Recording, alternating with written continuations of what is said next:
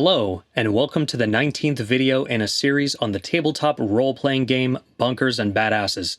In this video, we'll be discussing an archetype build. I start off with a few points in Enforcer, then take Guardian as the second archetype. I abbreviate my archetype builds using letters and the levels used as the build progresses. I use N for Enforcer, E for Elementalist, D for Deadeye, and G for Guardian.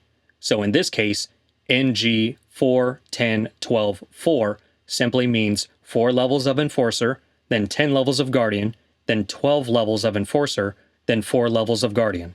This results in 16 levels total for Enforcer, which is the minimum to get the Another feat, and 14 levels of Guardian. I choose which archetype to prioritize based on level and what I'm trying to accomplish at certain levels.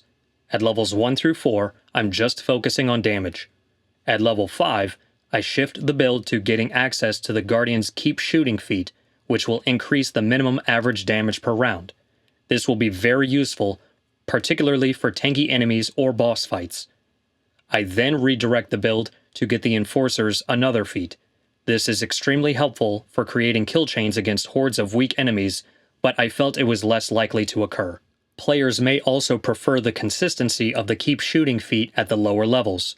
Having access to the Another feat by level 16 may allow players to trivialize encounters and force the GM to restructure combat for anyone who has that feat.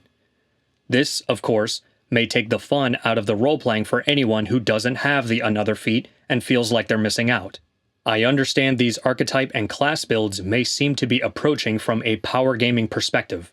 I strongly advocate for focusing on role-playing and being compassionate and considerate of the experience of other players. With that said, that'll wrap up this video. Let me know what you think of this build in the comments below. In the next video, I'll present some pre-made characters using my archetype and class builds. Thanks for watching.